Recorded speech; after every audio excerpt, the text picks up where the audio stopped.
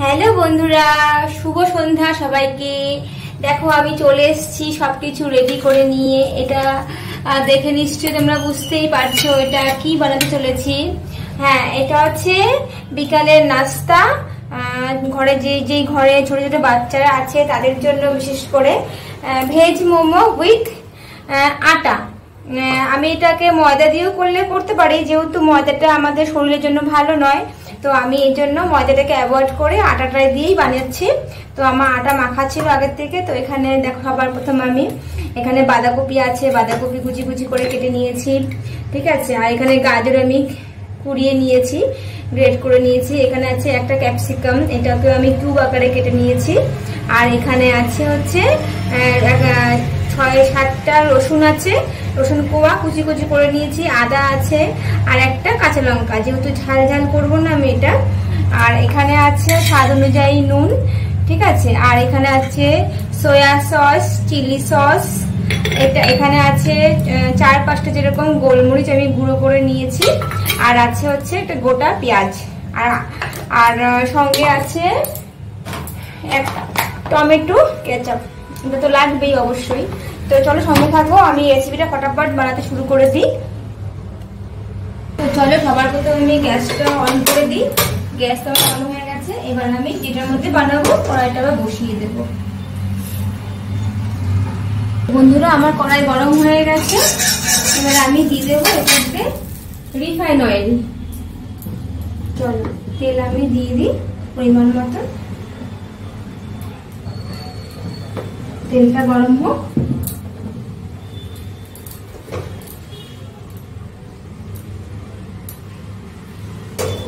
চলো, তেল আমার গরম হয়ে গেছে। এবার আমি দিয়ে দেব এই যে আদা রসুন যে আছে কুচি কুচি করে নিয়েছিলাম, ওগুলো আগে দিয়ে দেবো। এটা আগে একটু ফ্রাই করে নেব।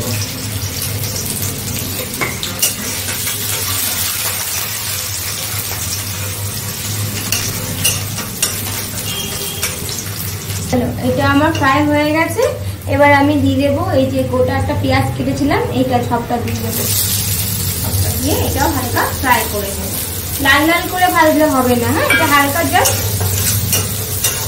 কাঁচা গন্ধটা কেটে গেলে যায় সেরকম ভাবে ভাজতে হবে। চলো, পেঁয়াজটা আমার হালকা ফ্রাই হয়ে গেছে। এবার যে সমস্ত যে ভেজিটেবলস গুলো আমি কেটেছিলাম, এই সবগুলো আমি এক এক করে সব দিয়ে দেবো। সব এবার একসাথে সব দিয়ে দেবো।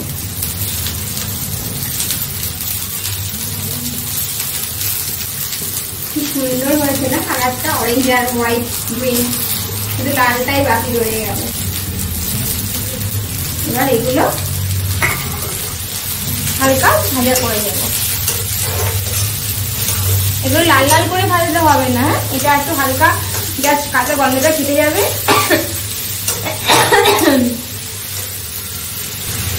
এবার এটাতে একটু অ্যাড করবো পরিমাণ মতো নুন।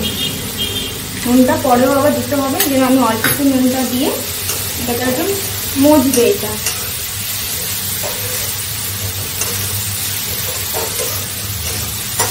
আগুনের ফ্লেমটা কিন্তু হাই রাখবে, হ্যাঁ, তাহলে একটুখানি ফটাফট ভাজাটা হয়ে যাবে। চলো, এবার এগুলো সবগুলো ভাজা প্রায় হয়ে গেছে। এবার একে একে আমি সব মশলাগুলো অ্যাড করবো। খাবার প্রথম দিয়ে দেবো সয়া সস, তারপরে দিয়ে দেবো চিলি সস 1 চামচ, যেহেতু ঝাল অনেকটা 1 চামচ অ্যাড দেবো, ঠিক আছে।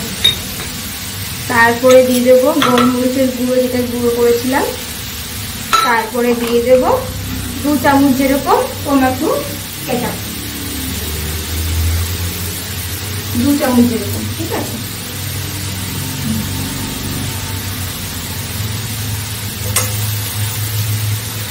এবার এগুলো ভালো করে মিক্স করবো ফটাফট করে।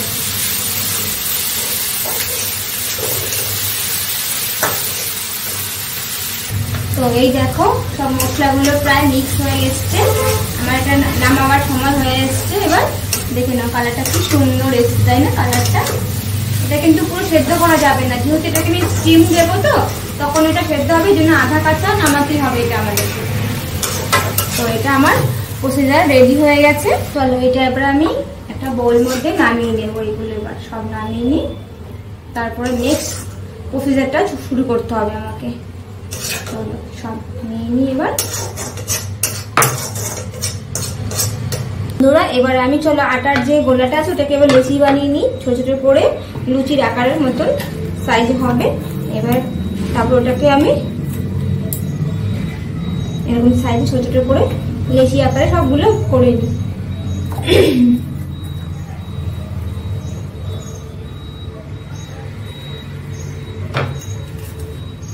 তো এই দেখো বন্ধুরা আমি এরকম লুচির আকারে ছোট ছোট লেচি বানিয়ে নিয়েছি। এবার চলো একটা একটা করে এবার বেলে নিই, আমি ভালো করে বেলে তারপর পুরটা ভরে নেব।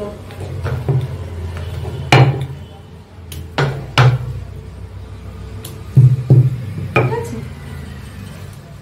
এবার এই যে পুরটা যে বানিয়েছিলাম আমি, এই পুরটা এবার এর মধ্যে মাঝখানে দিয়ে দেব, দিয়ে এটাকে এবার আমি মোমোর শেপ দিয়ে দেবো গোল গোল গোল গোল করে।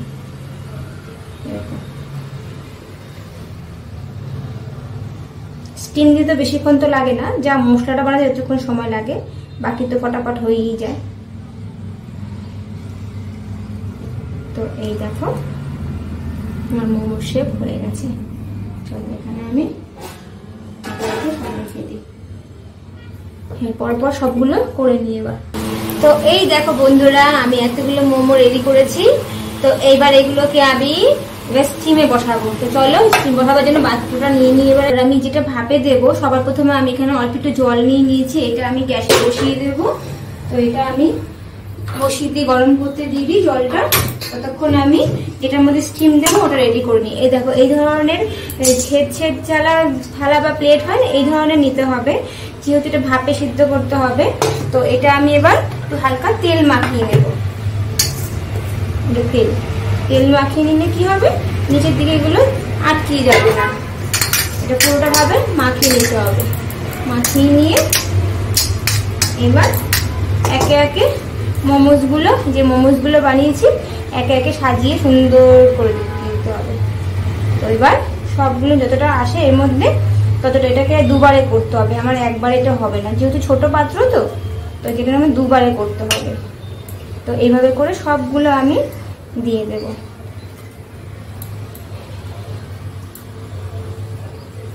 এটা হতে মিনিমাম 10 থেকে 15 মিনিট সময় দেবে, তো রেডি হয়ে যাবে। তো চলো এই কটা আমার এর মধ্যে এসছে, এবার এটা আমি দিয়ে দেবো স্টিমে।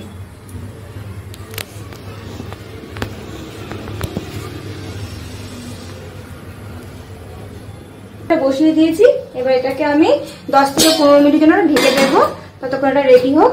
তো চলো দেখো আমার 10 মিনিট হয়ে গেছে। এই দেখো এটার কালারটা এরকম আসছে, যেহেতু এটা আটা তো তাই কালারটা এরকম।